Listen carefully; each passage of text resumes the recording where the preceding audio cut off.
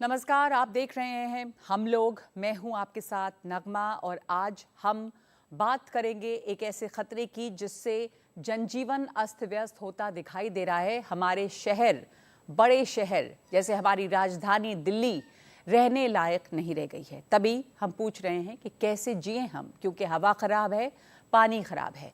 राजधानी दिल्ली में लगातार जो वायु प्रदूषण बढ़ रहा है उसने दिल्ली को गैस चेंबर बना दिया है और ये नया नहीं है, इसी साल हुआ ऐसा भी नहीं है। कई सालों से ये चल रहा है, कई सालों से हम इस पर चर्चा करते आए हैं, इसके बारे में बात करते आए हैं। ये जो महीना होता है अक्टूबर नवंबर का, उसमें ये प्रदूषण दिखाई देने लगता है।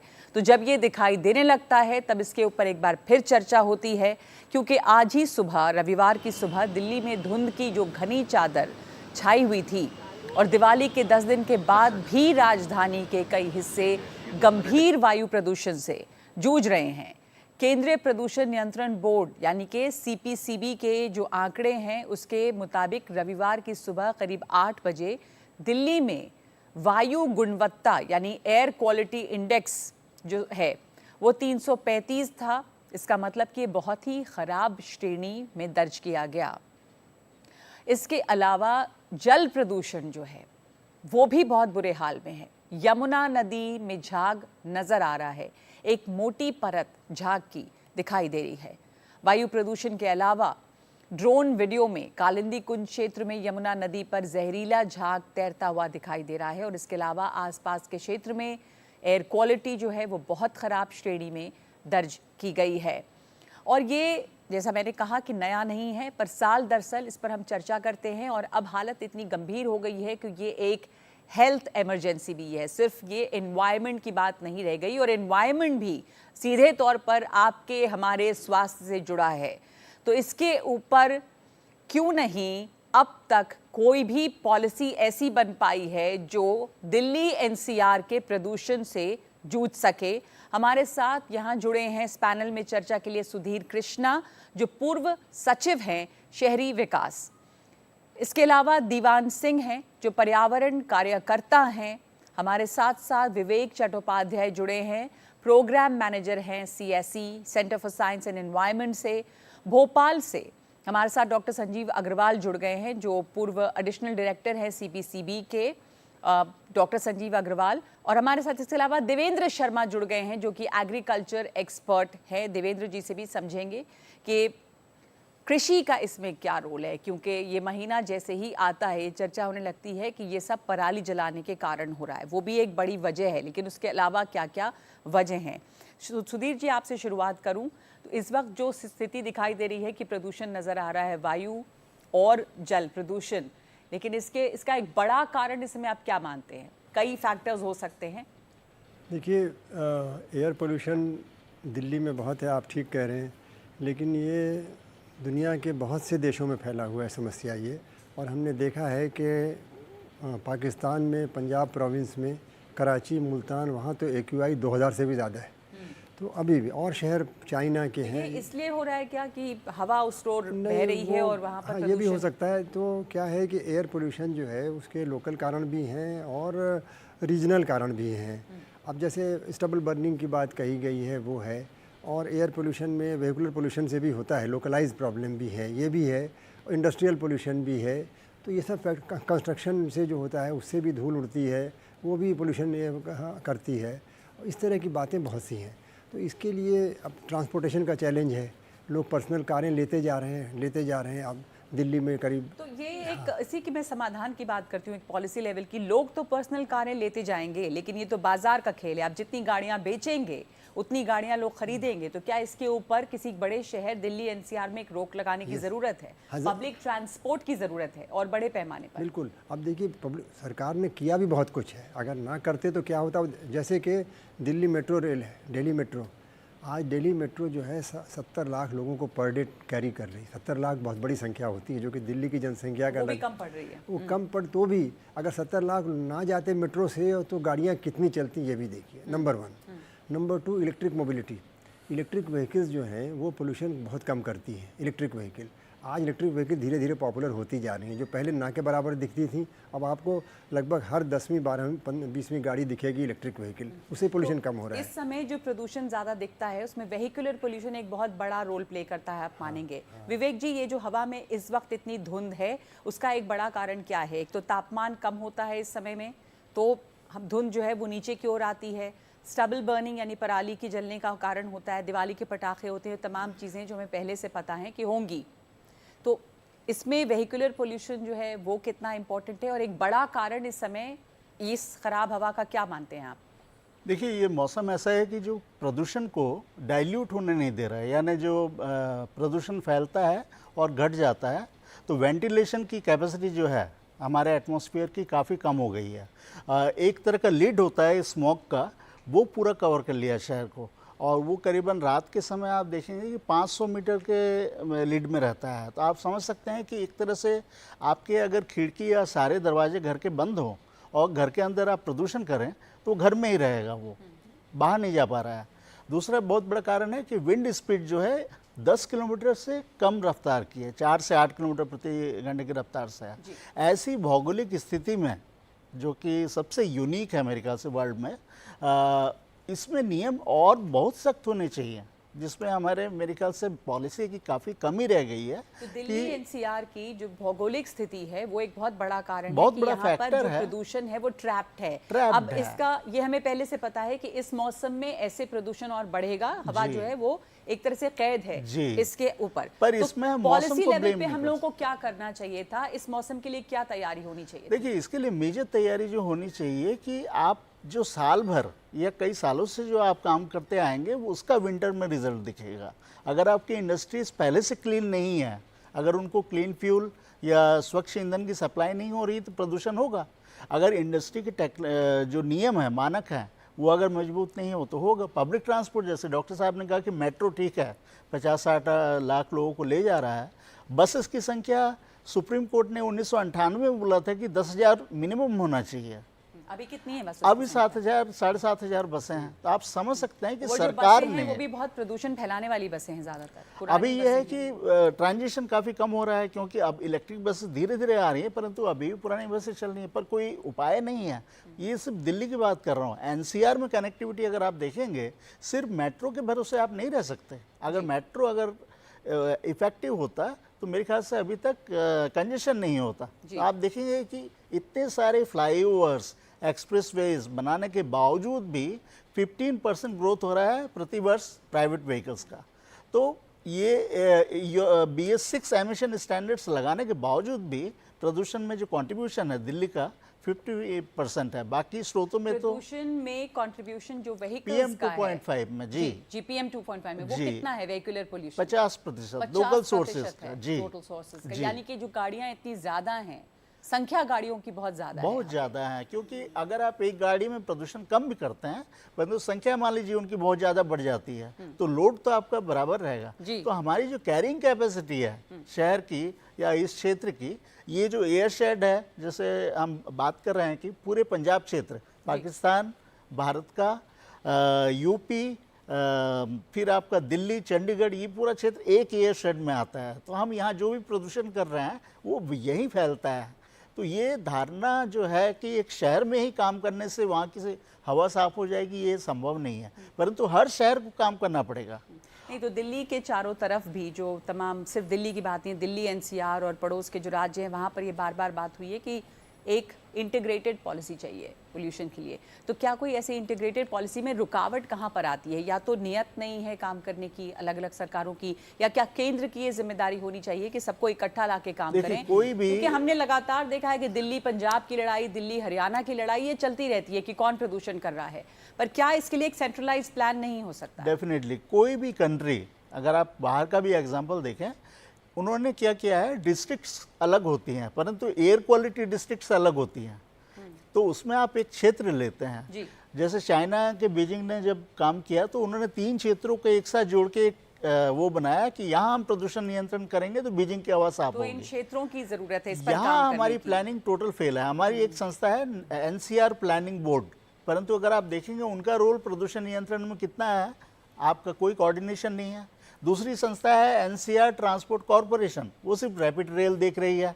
तो एक तो मल्टीप्लिसिटी ऑफ अथॉरिटीज़ है, कोई एक सिंगल अथॉरिटी जिम्मेदार नहीं है जो सारे ट्रांसपोर्ट को देखे। देवान सिंह जी, एक समस्या कहाँ पे आपको लगती है? आप लोग तो लगातार इस पर जुड़े रहे हैं, इतना आपने काम किया, एक फ्रस्ट्रेशन होता है कि साल दर साल हम यही बात करते हैं। बिल्कुल।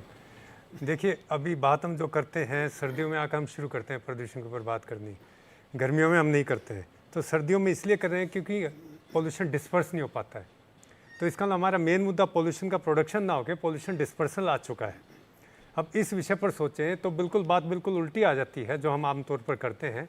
शहर को जितना आप एक्सपेंड करते हो उतना ही वो पोल्यूशन कंसनट्रेट ज़्यादा करता है, क्योंकि डिस्पर्सल के लिए अगर हवाएं इतनी तेज़ नहीं चल रही हैं, सर्दियों में नहीं चलती हैं, तो आपका हिंटरलैंड से सर्कुलेशन जो बहुत मुश्किल हो जाता है, तो वहीं पोल्यूशन कंसनट्रेट करने लग जाता है, इसलिए सर्दियों में दिक्कत आती है।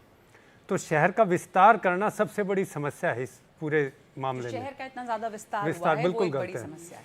तो एनसीआर के जो दिल्ली तो बढ़ी रही है, 80,000 एकड़ की ज़मीन बची अभी दिल्ली के अंदर, जो कि एग्रीकल्चरल है, लेकिन उसके ऊपर भी 17 लाख फ्लैट बनने जा रहे हैं।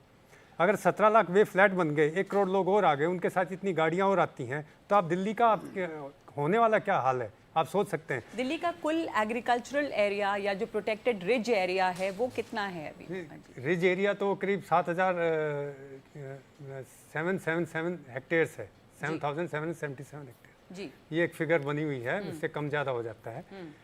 और जो एग्रीकल्चर है वो that is separate then this, so this is 80,000 acres which is थोड़ा, तो उसके भी कम होने का खतरा बना हुआ है। वो तो पूरा खत्म होने जा रहे हैं 80,000 एकर्स, क्योंकि आप इस पर लैंड पुलिंग स्कीम के तहत अर्बनाइजेशन करने जा रहे हैं। 2017 में दिल्ली सरकार ने अर्बनाइजेशन अप्रूव की थी। आपके पास 80,000 एकड़ जमीन कंक्रीटाइज होने जा रही है, एंड देन यू से कि हम दिल्ली का पोल्यूशन फाइट करने जा रहे हैं। कैसे करेंगे आप कोई बफर जोन ही नहीं छोड़ रहे हैं दिल्ली के अंदर। यही आपका एक इकोलॉजिकल बैलेंस मेंटेन करता था ये एरिया, इसको आप खत्म कर देंगे। फिर अर्बनाइजिंग हरियाणा, उससे आप मिल गए, बाकी जगह तो मिल ही चुके हैं। आखिरी बच्चे इस वेस्ट दिल्ली के अंदर, वेस्ट, साउथ वेस्ट और नॉर्थ के दिल्ली के अंदर ये एरिया बचा है, इसको भी हम खत्म करने जा रहे हैं।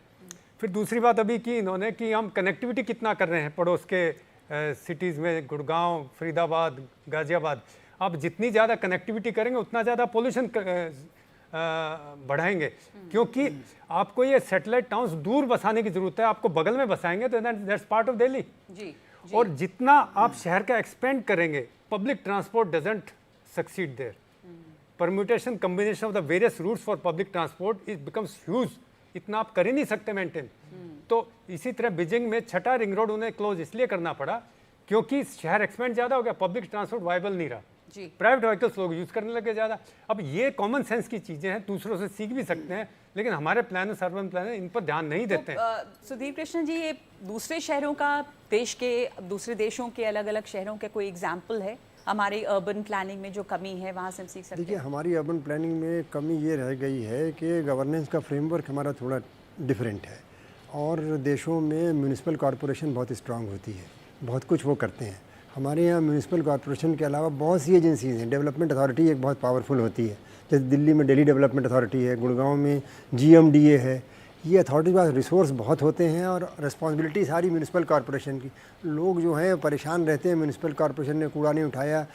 अब देखिए, 15th फाइनेंस कमीशन ने 70,000 करोड़ रुपए दिया है शहरों के लिए ग्रांट, इसलिए मिलेगी, तब मिलेगी जब वो एयर क्वालिटी को इम्प्रूव करेंगे। अब वो एयर क्वालिटी इम्प्रूव करने के लिए इंडस्ट्रीज डिपार्टमेंट का भी रोल है, ट्रांसपोर्ट डिपार्टमेंट का है, पुलिस डिपार्टमेंट का है, and so on. Municipal corporation करे क्या? ये लगता है कि इतने सारे एजेंसीज हैं, कोई एक साथ अगर कोऑर्डिनेशन की तो फाइटिंग कैसे आप करेंगे कैसे? तो इसी के लिए मैं पूछ रही हूँ कि एक इंटीग्रेटेड एजेंसी जो एक पॉलिसी बनाए और इम्प्लीमेंट करे। ये जो अभी देवान सिंह जी बता रहे थे, एक बहुत इंपॉर्टेंट मुद्दा है वो कि माइंडलेस अर्बनाइजेशन है। लगातार आप एग्रीकल्चरल लैंड को ख़त्म करके वहाँ पर हज़ार मकान बनाएंगे, फिर उतने ज़्यादा लोग आएंगे, उतनी गाड़ियाँ वहाँ पे होंगी, और उसमें कनेक्टिविटी अगर आप करते हैं तो आप शहरों पे बोझ और बढ़ा रहे हैं, वो सक्सीड नहीं कर सकता।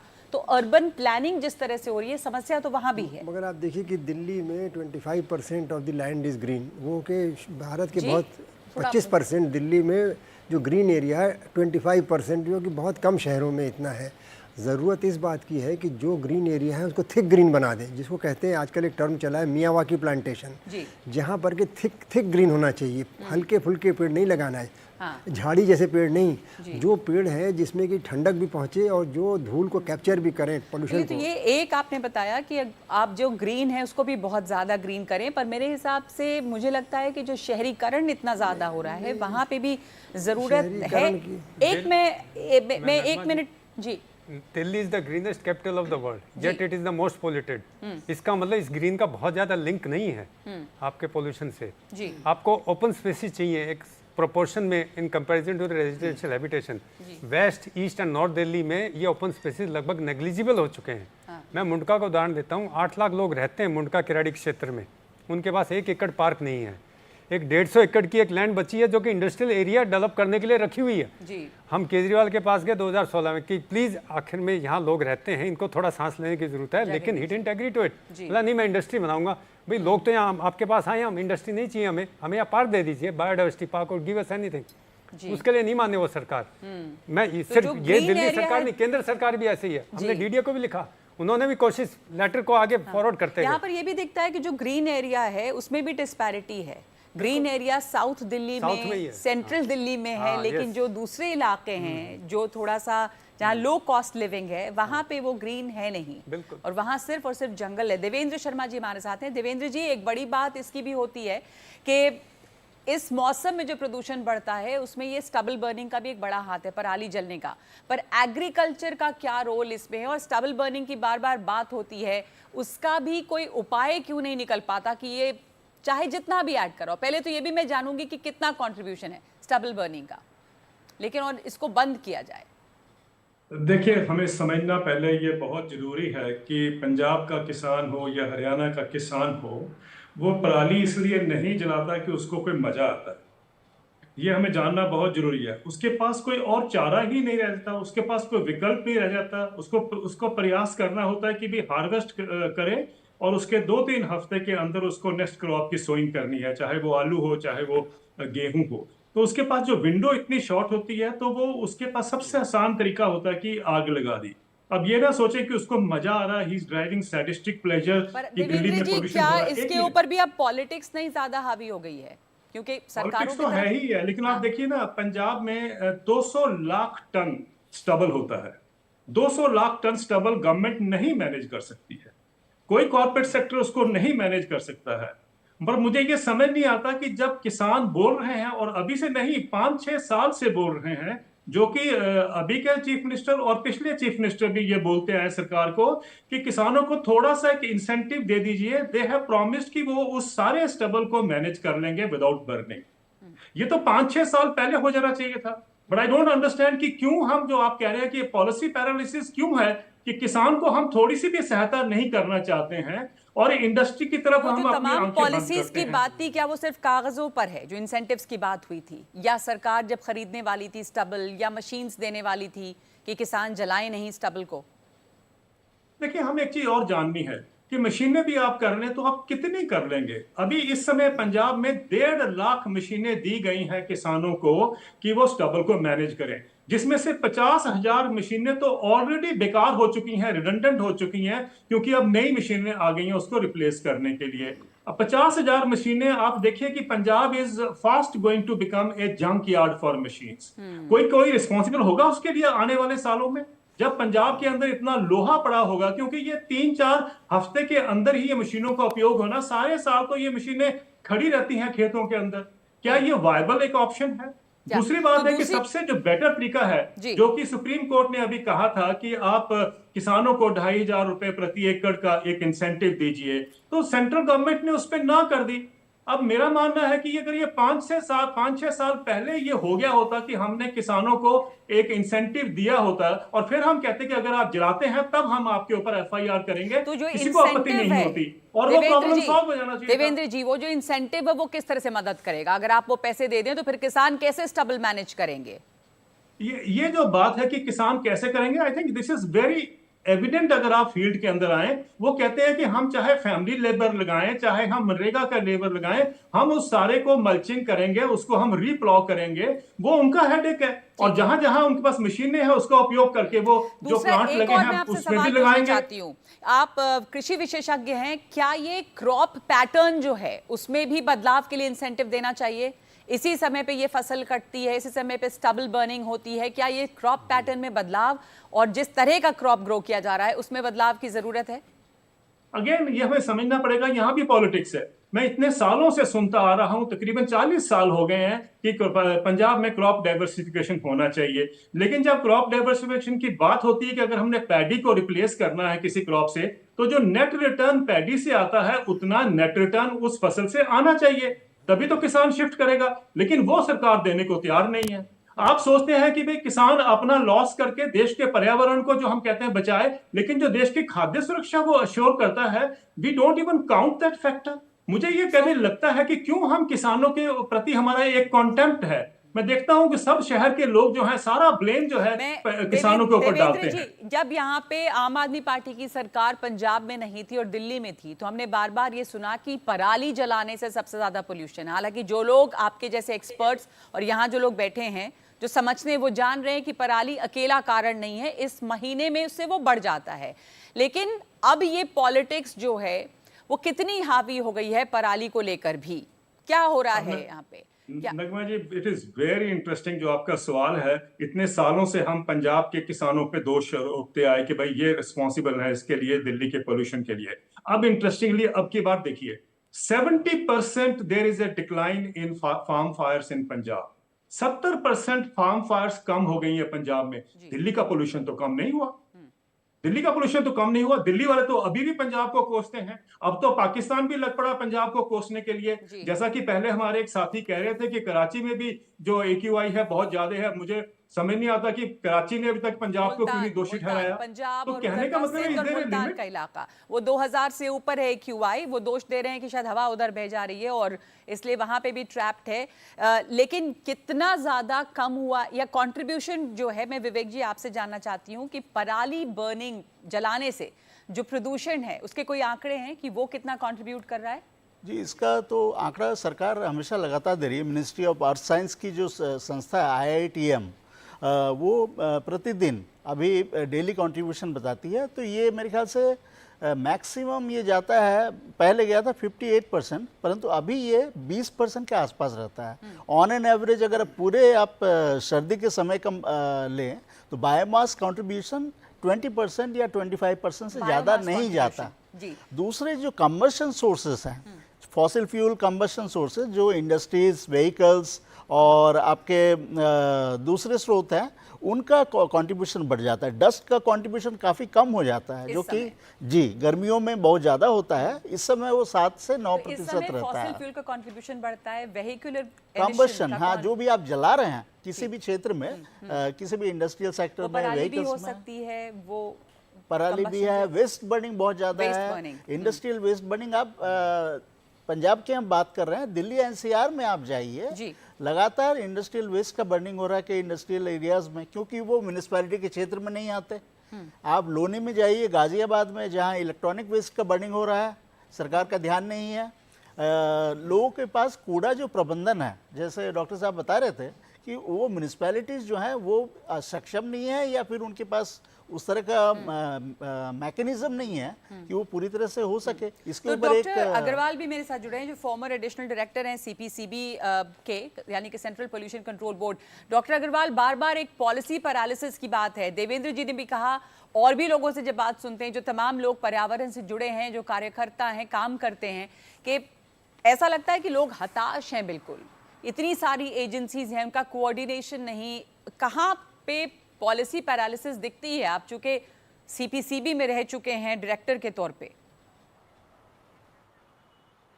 जी मैडम, सबसे पहले तो मैं बताना चाहूँगा कि हर साल की समस्या है।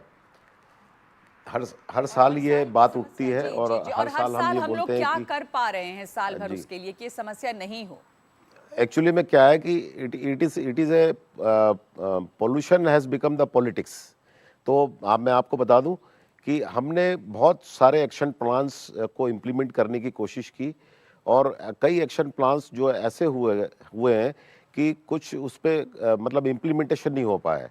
तो एक्शन प्लान में जैसे अब हमने वर्कआउट किया कि 42 एरियाज़ हैं जहाँ से पोल्यूशन के सोर्सेस हैं, और उसमें एक मेजर जो अभी डिस्कस किया हमारे मेरे कलीग्स लोगों ने, वो उसमें सब इंक्लूड हो गए हैं ऑलरेडी। तो एक कंस्ट्रक्शन और डिमोलिशन का पॉइंट रह गया है जो अभी हमने नहीं उठा पाए हैं। तो ये सब चीज़ें मिलके बेसिकली कंट्रीब्यूट कर रहा है मेजर पोल्यूशन को। तो सबसे इम्पॉर्टेंट चीज़ मैं आपको बताऊं कि टेम्परेचर इन्वर्शन के कारण ये समस्या अक्टूबर, नवंबर, दिसंबर में बढ़ जाती है। और ये आप जानेंगे कि जो पोल्यूशन जो है मिक्सिंग हाइट कम होने की वजह से ये डिस्पर्स नहीं हो पाता है। तो ये पोल्यूशन जो सालों से चल रहा है वो वैसा ही है, बट ये डिस्पर्शन की प्रॉब्लम है क्योंकि टेम्परेचर कम है और जिसकी वजह से दूसरी समस्याएं खड़ी होती हैं। और अगर थोड़ा सा भी सनलाइट की प्रॉब्लम है, सनलाइट आती है। जब डॉक्टर अग्रवाल, ये डिस्पर्शन का प्रॉब्लम तो है, लेकिन क्या ये सिर्फ डिस्पर्शन का प्रॉब्लम है? इस मौसम में डिस्पर्शन का प्रॉब्लम है, लेकिन साल भर जिस तरह से हम प्रदूषण फैला रहे हैं उसी का तो नतीजा ये है जो यहाँ पर हम देख रहे हैं। विवेक जी, हाँ, उसी का नतीजा है ये। मैं आपको वही बता रहा हूँ। सर्दियाँ भारत के लिए यूनिक नहीं है। हाँ। हम ये कहते हैं कि मान के चलते हैं कि शायद सर्दी के चलते ऐसा हो रहा है, मौसम के चलते। पर क्या विंटर दूसरे शहरों में नहीं आता, दूसरे देशों में नहीं आता? पहले हुआ था, लंदन में काफ़ी स्मॉग हुआ था, कैलिफोर्निया में हुआ था, उन्होंने कंट्रोल किया। चाइना में काफ़ी ज़्यादा हो रहा था।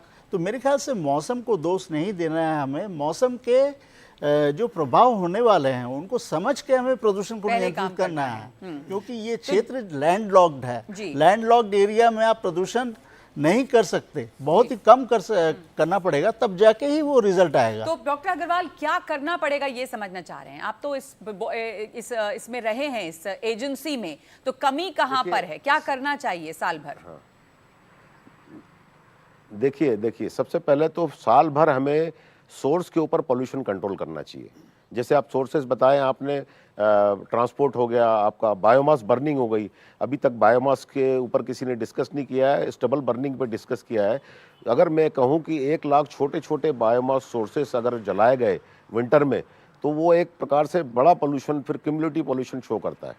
तो ये सब चीज़ें बहुत ज़रूरी है डिस्कस करना और बात करना। क्योंकि बायोमास बर्निंग होती क्यों है? इसको म्युनिसिपल कॉर्पोरेशन को, बेसिकली म्युनिसिपल कॉर्पोरेशन को, वहाँ पे जो आप स्वीपर हैं कचरा इकट्ठा करते हैं और वो उठा के उसको एक जगह करके और उसमें आग लगा लेते हैं।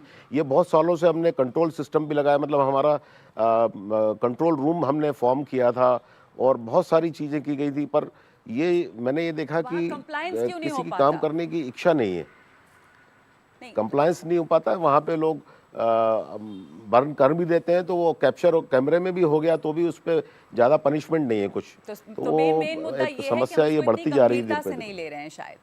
अगर हम उसको पनिश, उसके लिए सजा रखें, गंभीरता से नहीं ले रहे हैं, गंभीरता से नहीं ले रहे हैं। तो एक तो आपने कहा बायोमास बर्निंग, दूसरी और कहाँ पे समस्या आती है?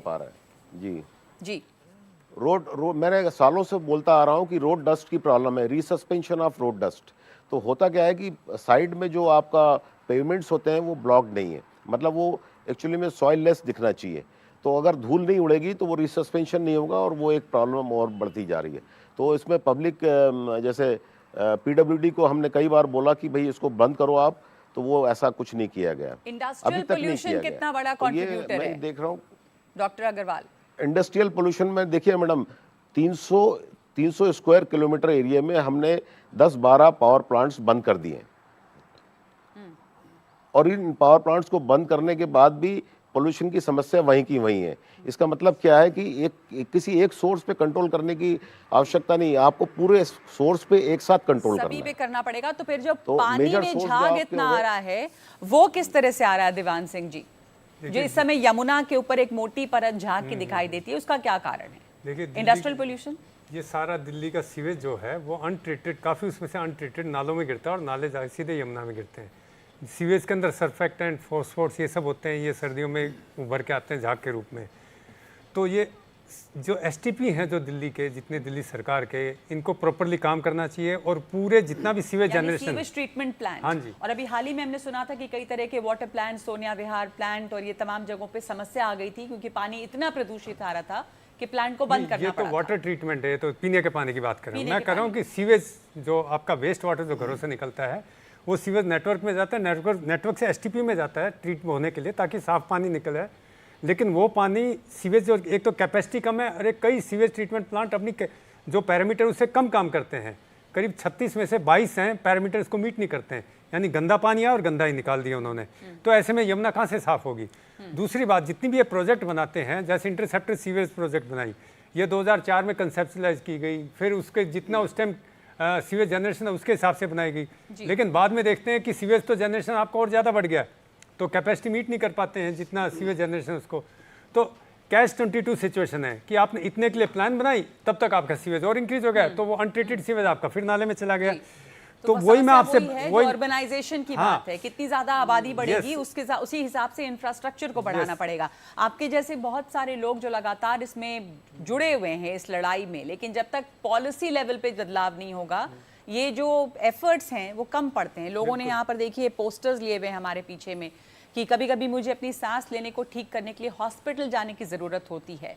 Protect our future, we need clean air, clean water, fundamental right लोगों का, सिटीजन का होना चाहिए। प्रदूषण के इस बहुत ही गंभीर मुद्दे पर हम बातचीत जारी रखेंगे। क्यों नहीं इम्प्लीमेंट होती हैं ये नीतियां जो बनाई जाती हैं, वो कागजों पर क्यों रह जाती हैं? ब्रेक के बाद जारी रहेगी ये चर्चा।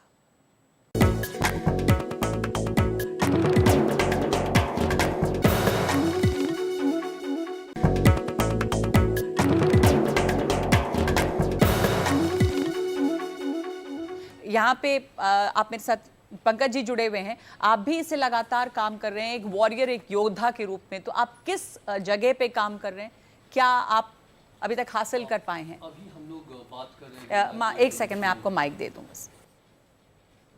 हम लोग अभी यमुना के पोल्यूशन के ऊपर बात कर रहे हैं और ये जो हम झाग देख रहे हैं, सर ने बहुत अच्छी बात कही, जो हमारा सीवेज जनरेशन है दिल्ली का वो प्रॉपर ट्रीट नहीं हो पा रही है। 2015 में सीपीसीबी ने पॉलिसी दी थी 10 बीओडी 10 टीएसएस का, कि देश के जितने भी एसटीपी प्लांट्स हैं वो 10 बीओडी 10 टीएसएस पे अपग्रेड होंगे। दिल्ली में अभी ट्रीटमेंट कैपेसिटी 712 एमजीडी की है, जिनमें से सिर्फ 392 एमजीडी 10 बीओडी 10 टीएसएस पे ट्रीट हो रहे हैं। बाकी के सीवेज जो है एसटीपी जो है वो अपग्रेड हो रहे हैं। अपग्रेड होने का क्या मतलब है कि अभी अगर किसी की कैपेसिटी 50 एमजीडी है तो उनमें 2 चैम्बर अपग्रेड हो रहे हैं, तो मतलब कि 2 तो ट्रीट करेंगे पर बाकी 2 के सीवेज बाईपास होंगे। उसकी इनलेट की बीओडी 150 है, तो वो 150 वाली बीओडी जाएगी नाले में, फिर नाले से यमुना में। जिस मतलब जो उसका इसको आप एक्सप्लेन करेंगे लोगों के लिए, आप क्या कह रहे हैं? देखिए इनलेट क्या होता है कि जब कोई रॉ सीवेज जब आती है, रॉ सीवेज जो आती है उनका जो क्राइटेरिया है वो, जैसे वो बीओडी है तो वही वाला डायरेक्ट बाईपास होगा। तो ये है कि, और दिल्ली जल बोर्ड ने कहा था कि जून 2023 तक जो एग्जिस्टिंग एसटीपीज है वो 10 बीओडी 10 टीएसएस पे अपग्रेड नहीं हो जाएंगे, पर वो अभी तक अपग्रेड नहीं हुए। अभी 7 नवंबर को दिल्ली जल बोर्ड की फेलियर है। हाँ, दिल्ली जल बोर्ड की फेलियर है।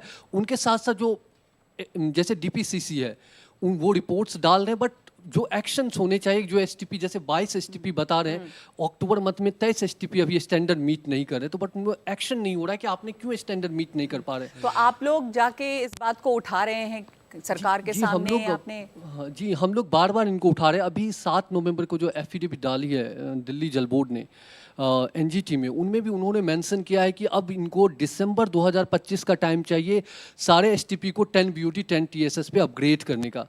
तो एक तो है कि हम जब वो अपग्रेड करने से क्या होगा? अपग्रेड करने से मैम ये होगा कि अभी जो आप ये झाग देख रहे हैं ये बनना बंद हो जाएगा, क्योंकि देखिए तो अनट्रीटेड वेस्ट जो आ रहा है वो कम होगा। जी वो अनट्रीटेड वेस्ट है, वो अगर ट्रीट होगी तो ये झाग नहीं बनेगा।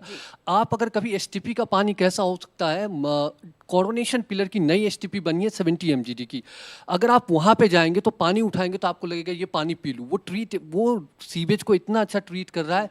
अगर वैसा अगर हम ट्रीट करें, वो 6-7 बीओडी मेंटेन कर रहा है मंथली। सीवेज ट्रीटमेंट जहाँ पे होना चाहिए वहाँ पे भी काम ठीक से नहीं हो रहा है, इसलिए पानी की ये गंदगी जो है वो दिखाई दे रही है। मैं 1 मिनट अपने साथ में इनको भी जोड़ना चाहूँगी। वॉरियर मॉम एक ऐसी संस्था रही है, आप लोगों की तरफ से बार बार हमारे शोज पे आए भी हैं लोग, और आप लोगों ने इसके ऊपर काफ़ी काम किया है, क्योंकि वॉरियर मॉम का मतलब ही ये है कि वो माएँ जो इस चीज़ को उठा रही हैं, क्योंकि सीधे सीधे असर पड़ रहा है बच्चों के स्वास्थ्य पर, और इतना ज़्यादा परेशान है लोग क्योंकि ये पब्लिक हेल्थ प्रॉब्लम भी है बहुत बड़ी। बताइए आप। हम हमेशा एयर पोल्यूशन की जब बात करते हैं या वाटर पोल्यूशन की बात करते हैं तो हम हमेशा कहते हैं कि हमने हमेशा एनवायरमेंटल एस्पेक्ट देखा है उसका, जबकि बहुत सालों से, क्योंकि मैं एक पब्लिक हेल्थ एक्सपर्ट भी हूँ, बहुत सालों से हम लोग ये बात करते आ रहे हैं कि सिर्फ ये एनवायरमेंटल पोल्यूशन नहीं है, ये एक पब्लिक हेल्थ इशू है, और ये आज की डेट में तो पब्लिक हेल्थ इमरजेंसी बन गया है। तो जितने भी डॉक्टर्स हैं अक्रॉस इंडिया, उनको वो देख पा रहे हैं कि आजकल इस गंदी हवा, गंदे पानी से कितना नुकसान हो रहा है। और वॉरियर मॉम्स जो हैं, हम लोग तो मैं तो अपने बच्चों पे देख रही हूँ इसका फ़र्क। मेरा छोटे छोटे बच्चे नेबुलाइजेशंस कर रहे हैं, उनकी दवाइयाँ चल रही हैं, आप उनको बाहर जाने से आप रोक देते हैं। आज ही जैसे बाहर जाकर बच्चों को खेलने के लिए कहा जाता है, इस मौसम में भी लोग बाहर जा रहे हैं, दौड़ रहे हैं, खेल रहे हैं, वो कितना नुकसानदेह होता तो है? नुकसानदेह है। बच्चा सुबह उठेगा, बिल्कुल ठीक होगा, वो अपना स्कूल जाएगा, स्कूल से वापस आएगा, अपना शाम में अपना खेल कूद करने जाएगा, और जब वो रात तक वापस घर में सोने के लिए आता है, तब तक उसको खांसी जुकाम हो चुका होता है। तो ये गलत है, क्योंकि हम अपने बच्चों को अगर बाहर जाने से रोक रहे हैं, कि कब तक रोकेंगे? फिर आप उनको घर में बैठा एक लेंगे। संस्था के तौर पे आप लोगों ने इस पर काफी काम बहुत किया है, काम कर रहे हैं हम। रिप्रेजेंटेशंस दिए हैं, आवाज उठाई है, क्या किया अब तक आप लोगों ने? हम लोग बहुत ज़्यादा इस बात पे अपनी आवाज़ उठा रहे हैं।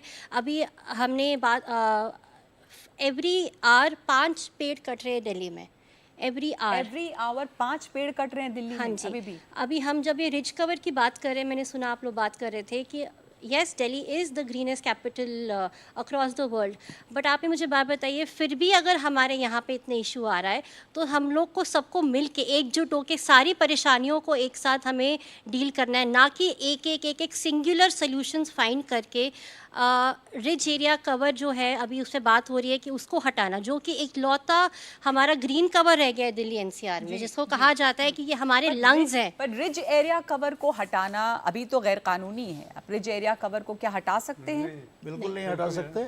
और प्रमुख बात यह है कि रिज अगर हम प्रोटेक्ट न करें, तो ये जो डेजर्टिफिकेशन है, रेगिस्तान का बढ़ना इस क्षेत्र में चालू हो जाएगा, क्योंकि वो एक बैरियर का काम कर रहा है, और एक तरह का वो इकलौता अभी नेचुरल फॉरेस्ट है हमारे लिए। तो मेरे ख्याल से जो हम कहते हैं ट्री कवर बढ़ा है, वो ओपन ट्री कवर बढ़ा है, मतलब पेड़ हम लगाए हैं कई जगह, परंतु जो नेचुरल फॉरेस्ट ये है। समस्या है क्या, जो अभी सर बता रहे थे, सुधीर कृष्णा जी, कि आपने कोई भी पेड़ लगा दिया, झाड़ी झुरमुट लगा दी, और पेड़ अलग किस्म के होने चाहिए? सुधीर कृष्णा, जो ऐसी स्पीशीज़ है जो जिसके कि पत्ते ज़्यादा एब्जॉर्ब करेंगे सनलाइट को, और जो धूल को रोकेंगे भी ज़्यादा, लेकिन ये है कि वो बढ़ने में थोड़ा टाइम लेते हैं, तो ध्यान देने। अब ये तेज़ी से बढ़ने वाले जो स्पीशीज़ हैं, वो हमारे एनवायरनमेंट को उतना हेल्प नहीं करते हैं। और साथ साथ में वाटर बॉडी का भी हमने चर्चा नहीं किया। ये वाटर बॉडी जो है वो बहुत काम करती हैं 2 तरह से। एक तो 3 मान लीजिए, फ्लोइंग वाटर जो नाला है और नदी है, और दूसरा तालाब है, और तीसरा फाउंटेन्स है। आपको दिल्ली में फाउंटेन दिखते हैं, इधर उधर इक्का दुक्का दिखेंगे। जो एसटीपी के पानी है, अगर उसको हम रिसाइकिल करके और फाउंटेन भी उसमें यूज़ करें, तो कितना काम हमारा अच्छा होगा। हवा से वो गंदगी रोकेंगे। तो इसके लिए योजनाएं जो हैं वो अमृत स्कीम में भी उसका प्रोविज़न है। क्या प्रोविज़न है सर, थोड़ा हाँ, बता दें अगर जनरल नॉलेज के लिए। बिल्कुल अमृत स्कीम जो है, उसके तहत म्यूनिसिपैलिटीज़ अपने इंफ्रास्ट्रक्चर को अगर इंटीग्रेटेड प्रोजेक्ट बनाएं कि एसटीपी हैं, और एसटीपी बड़े एसटीपी तो बना सकते हैं, छोटे भी बना सकते हैं। छोटे एसटीपी में बड़े पाइप की ज़रूरत नहीं है। उसी लोकेलिटी में रिसाइकिल पानी, जो मान लीजिए 1000 लोगों का एक रेजिडेंशियल एरिया है, नेबरहुड है, वहाँ पर एसटीपी प्लांट लगा के वहाँ का वहीं पानी, वहीं के एवेन्यू प्लांटेशन, वहीं के पार्क, वहीं के घरों में फ्लश टैंक में रिसाइकिल्ड पानी, और वहीं पे फाउंटेन लगाएंगे। पैसे की बचत होगी। उसके प्रोजेक्ट कॉस्ट बना के सब ministry of housing and urban affairs ने बना रखी है। तो ये प्रोविजंस हैं, बिल्कुल है, फंडिंग इज लेकिन ये अवेलेबल। इम्प्लीमेंट नहीं हो पाते। अब वो ध्यान देने में क्या है कि बड़ी प्रोजेक्ट जो हैं, बड़े project are more attractive. 100 crore का project is more attractive than 10 crore project. इस करके म्यूनिसिपैलिटीज़ को भी बड़ी प्रोजेक्ट में उनको ज़्यादा ध्यान जा रहा है। अग्रवाल साहब भी हमारे साथ जुड़े हुए हैं, डॉक्टर संजीव अग्रवाल। इस तरह के प्रोविजंस की जो बात कर रहे हैं, आपने सुना, आपका सजेशन, क्योंकि अब तो स्थिति बड़ी गंभीर है, तो बात यही है कि इसका समाधान क्या है? देखिए मैडम, सबसे इम्पॉर्टेंट चीज़ मैं आपको बताऊं, सबसे पहले तो कंप्लायंस चेक जो हमारा रेगुलेटरी बॉडीज़ करती हैं, इनको अपना प्रॉपर ड्यूटी या रिस्पॉन्सिबिलिटी, अकाउंटेबिलिटी निभाना चाहिए। सेकंड पॉइंट है आपका एनफोर्समेंट। जब ये एनफोर्समेंट करेंगे प्रॉपरली, तो एनफोर्समेंट होगा तो फिर पोल्यूशन को भी आप कंट्रोल कर सकते हैं। तो सोर्स पे कंट्रोल करना बहुत ज़रूरी है। थर्ड इसका इम्प्लीमेंटेशन है। अगर आप कोई भी स्कीम है, कोई भी आपका ऐसा काम है जो आपकी दिल्ली की पोल्यूशन की समस्या को हल कर सकता है, तो उसको इम्प्लीमेंटेशन करना ज़रूरी है। ऐसे तो हमने हज़ारों लाखों प्रोग्राम देख लिए हैं, बट ठीक से इम्प्लीमेंट नहीं हो पाया कोई भी। तो ये लोकल लेवल पे इम्प्लीमेंट होना है। सर अग्रवाल जी, आप सेंट्रल पोल्यूशन कंट्रोल बोर्ड में रहे, चूंकि आप बोर्ड में थे इसलिए मैं पूछ रही हूँ, आप जब कह रहे हैं कि इसको इम्प्लीमेंट करना जरूरी है, तो इम्प्लीमेंटेशन में समस्या कहाँ आती है? ये संस्थाएं हैं, इतनी सारी पॉलिसीज हैं, होता क्या है फिर?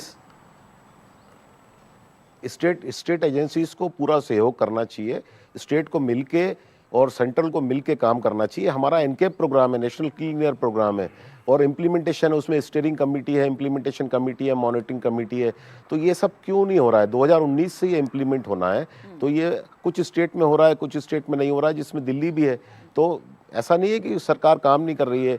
बेसिकली अगर पब्लिक को भी साथ में मिलके काम करना चाहिए, और हम सबको मिलके इस पे कदम उठाने चाहिए। पब्लिक तो साथ में मिलकर काम कर भी रही है, तो वो एक छोटा इंडिविजुअल एफर्ट होता है, उससे कितना फर्क पड़ेगा? जैसे मैंने आज ही अखबार में देखा कि दिल्ली गवर्नमेंट की तरफ से कुछ मार्शल्स अब तैनात कर दिए जाएंगे। पहले भी हमने देखे थे, ये खड़े होते हैं रेड लाइट्स पे, ये गाड़ियों को बंद करने, इंजन को बंद करने, ऑन करने के लिए कहते हैं। आप इस पे मुस्कुरा रहे हैं विवेक जी, ये किस तरह की स्कीम्स हैं? क्या इससे किसी तरह का कोई फायदा होगा? क्या करेंगे मार्शल्स? देखिए, मार्शल्स ये हैं कि वो तो एक तो ट्रैफिक के जो धुआं है वो खुद लगातार ले रहे हैं, वहीं खड़े हैं, हाँ? और इसकी बजाय अब एक सर्कुलर, ये सिर्फ छलावा नहीं है क्या? नहीं, ये इम्पोर्टेंट है। आइडलिंग जो है, गाड़ियों का आइडलिंग विदेशों में भी पूरे में मना किया जाता है, क्योंकि गाड़ी जब आइडल करती है या रुकी रहती है, उसका प्रदूषण चलने के कंपैरिजन से 2 गुना ज़्यादा होता है। तो आप इसको नियम की तरह बना दीजिए, ना कि लोगों को खड़ा कर दें हर जगह। मेरा सवाल ये है कि ये एक इतना छोटा सा ये कदम कि अब हम प्रदूषण से लड़ रहे हैं, तो हम गाड़ी मार्शल तैनात कर दिया हमने, और हम गाड़ियां बंद कर, उन मार्शल्स का क्या काम होगा? मार्शल्स का दूसरा जिम्मेदारी ये होना चाहिए, जैसे हम वेस्ट बर्निंग की बात कर रहे थे, वेस्ट जब जल जाता है वो शायद ये भी देखेंगे, उसके बाद नहीं देखा, मतलब उसको नहीं देखा जाता। अगर कहीं पर फायर ब्रिगेड कभी नहीं आती उसको अगर बुझाने कहीं के लिए। पर आग लगाई जा रही है, जलाई जा रही है, आग तापने के लिए जाड़े में, तो ये कहा गया है कि ये लोग इसकी भी निगरानी रखेंगे और शिकायत करेंगे।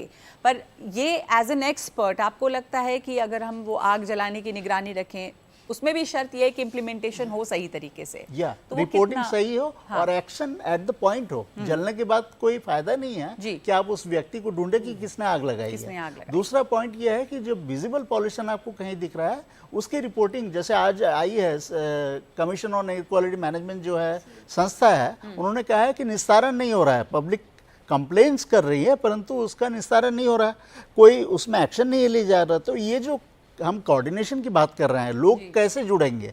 लोग जुड़ेंगे तभी जब संस्थाएं उस तरह से रेस्पॉन्ड करेंगी। अगर जिम्मेदारियां नहीं दिखेंगी गवर्नमेंट के लेवल में, रेगुलेटरी लेवल में, जैसे मोटर व्हीकल एक्ट की बात करूं मैं, उसमें चालान इतना बढ़ गया है कि लोग अभी थोड़ा एक फियर ऑफ वो है कि वो मानते हैं कि नियम अगर हम पालन नहीं करेंगे तो बहुत ज़्यादा चालान होगा या पेनल्टी होगी। तो एक डेटरेंट भी होना चाहिए। अभी क्या हो गया है कि पेनल्टीज इतनी कम है कई क्षेत्रों में कि पे एंड पॉल्यूट वाला मामला हो गया है।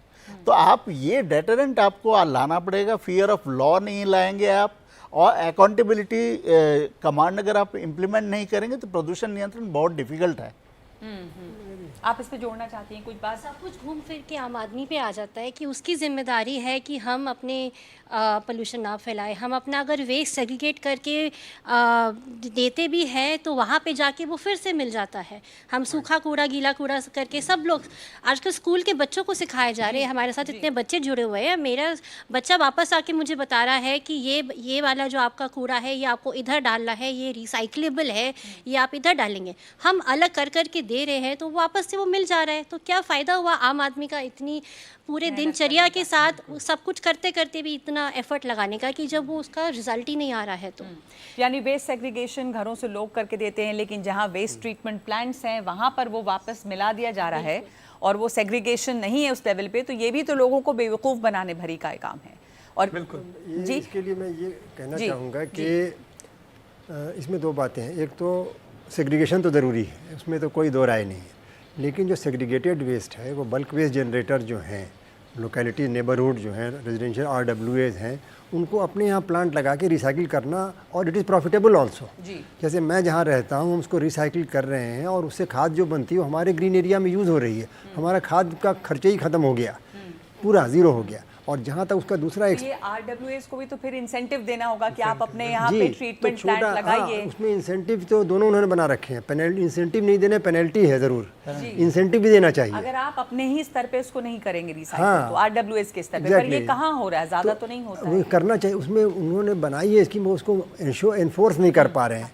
और एक और मुझे कहना है कि जहाँ तक किसी ने कहा था, मेंशन किया था कि इलेक्ट्रॉनिक वेस्ट को बर्न कर रहे हैं, अब उसकी ज़रूरत नहीं रह गई है, बिकॉज साइंटिफिक रिसर्च की भी ज़रूरत है।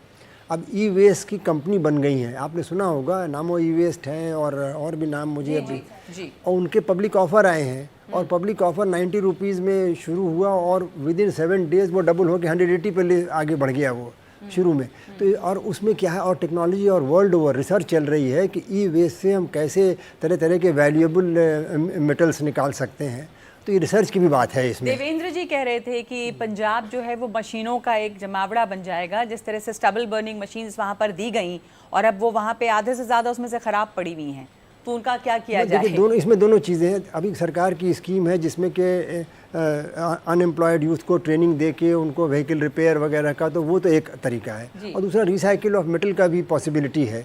तो मतलब क्या है कि देखिए, प्रॉब्लम जैसे जैसे तरक्की होगी, इकॉनमी आगे बढ़ेगी, सोसाइटी, समस्याएं आती रहेंगी, हमको साथ साथ सॉल्व भी करने का रास्ता खोजना पड़ेगा। सबसे बड़ी समस्या ये है कि वो सॉल्व करने की नियत और एक इंटीग्रेटेड अप्रोच जो है वो नहीं दिखता है। यहाँ पर भी कुछ लोग आए हैं, आपके साथ भी कुछ बच्चे हैं इनमें से? नहीं, लेकिन कुछ लोग यहाँ पर हैं जो इस बात को आगे बढ़ाना चाहते हैं कि किस तरह की समस्या दिन रात झेलते हैं आप लोग प्रदूषण से।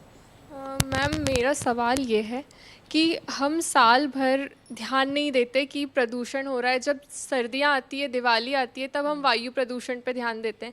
जब छठ पूजा आती है तो हमारा ध्यान जल प्रदूषण की ओर, यमुना की ओर चले जाता है। आज भी दिल्ली का AQI 352 था और ये हमेशा 400 से 500 तक भी चले जाता है, और इस साल भी ये गया। तो सरकार इन समस्याओं से निपटने के लिए कारगर रणनीतियाँ क्यों नहीं बनाती, और अगर बनाती भी है तो उनका शक्ति से पालन क्यों नहीं किया जाता? तो मैं यही पूछना चाहती हूँ जनता से भी कि क्या ये हमारे लिए इलेक्शन का मुद्दा भी होना चाहिए कि कौन सी सरकार जो है वो प्रदूषण को गंभीरता से ले रही है और पब्लिक हेल्थ जिसके लिए इम्पोर्टेंट है। तो हमारे लिए अफसोस की बात यह है कि अभी भी ये चुनावी मुद्दे नहीं बनते, जनता के लिए भी शायद इतनी बड़ी समस्या नहीं बनती है, तो वो बनना भी जरूरी है। और पटाखों पर भी इस साल बैन लगा हुआ था, लेकिन उसके बावजूद भी पटाखे बिके, पटाखे छोड़े भी गए, क्योंकि लोगों का तर्क ये है कि सिर्फ पटाखे ही तो जिम्मेदार नहीं है। 2 दिन पटाखे, 1 दिन पटाखे चलाने से क्या होगा? आप में से और भी कोई बोलना चाहते हैं? जी, आ रही हूँ। जी मैम, जैसा कि अभी वेस्ट सेग्रीगेशन की बात हो रही थी, तो ये तो बिल्कुल फ़र्क है गीला कचरा और सूखा कचरा। जैसे इंदौर में जैसा है स्वच्छता के प्रति लोग इतना जागरूक है, वैसा दिल्ली में क्यों नहीं है? ये बहुत इंपॉर्टेंट पॉइंट इन्होंने बोला कि इंदौर में पब्लिक जो वहाँ का नगर निगम है उसने बहुत अच्छी तरह से मैनेज किया है। इंसेंटिवाइज किया जाता है लोगों को कि गीला और सूखा कचरा अलग दें, और आपके पास जो वेस्ट है वो भी खरीद के ले जाते हैं। देखिए, इंदौर के बारे में जो रिसर्च मैंने पढ़ी है उसमें ये समझ में आ रहा है कि 3 अंग जो हैं समाज के वो जुड़ के काम कर रहे थे। पहला जनता, दूसरा अधिकारी वर्ग, और तीसरा जो इलेक्टेड मेयर और जो भी टीम है, सब एकजुट के काम कर रहे थे। ये बहुत आवश्यक है। यहाँ पे ये या दिल्ली NCR में ये हम जोड़ नहीं पा रहे हैं। ये जहाँ आप अब पाएंगे पब्लिक और अधिकारी, हाँ, हमारी जैसे वो कहेंगे कि हमारा शहर है, ये मेरा शहर है, ये सबको एक गर्व की बात आनी चाहिए। ये मेरा नेबरहुड है, मेरा मोहल्ला है, मेरा कॉलोनी है। केवल मेरा अभी क्या है कि हमारा घर साफ़ सुथरा रहेगा, बाहर के बारे में हम गर्व से नहीं बोल पा रहे हैं। मेरा नेबरहुड जो भी एरिया वो है, किदवई नगर है या जो भी है, अगर हम वो एक भावना लाएं कि मेरा मोहल्ला, मेरा नेबरहुड और मेरा शहर, और हम सब मिल जाएं उसमें, तब जाके जो इंदौर में संभव है। पानी साफ है शहरों में, ये जो बड़े बड़े शहर बसे हैं वहाँ पीने का पानी है नहीं, पहले से पानी लोग खरीद के पी रहे हैं ज़्यादातर। वाटर टेबल दिल्ली NCR के चारों तरफ ही आप देखें कि क्या हालत है। जैसे गुरुग्राम के जैसे इलाके हैं वहाँ पर वाटर टेबल की बहुत बड़ी समस्या है, तो ना पीने का पानी साफ़ है, ना हवा साफ़ है, तो आप इस जगह पर जिए कैसे? बड़ा सवाल है। लेकिन ये सवाल जो है शायद अभी तक गंभीरता से ना जनता ने उठाया है और ना सरकारें इसे गंभीरता से ले रही हैं। मुझे लगता है कि अगर हम लोग इसके बारे में गंभीर होंगे तो सरकारों को भी मजबूर होना पड़ेगा कि ये एक पॉलिसी स्तर पर इसमें बदलाव लाएं, क्योंकि पूरे बातचीत से यही साफ है कि कोऑर्डिनेशन की कमी है। मेरे पास इस वक्त इतना ही वक्त है बातचीत का, तो मैं इस चर्चा को यहाँ रोक रही हूँ, पर ये सबसे महत्वपूर्ण बात है कि इसके ऊपर नीतियां बनी चाहिए और एक इकट्ठा होकर जब तक काम नहीं होगा तब तक हम यही बहाने बताते रहेंगे कि कहाँ पे इम्प्लीमेंटेशन नहीं होता और कहाँ पे पॉलिसी की कमी है। बहुत शुक्रिया आप तमाम लोगों का जुड़ने के लिए और इस बहुत ही गंभीर मुद्दे पर अपनी राय रखने के लिए।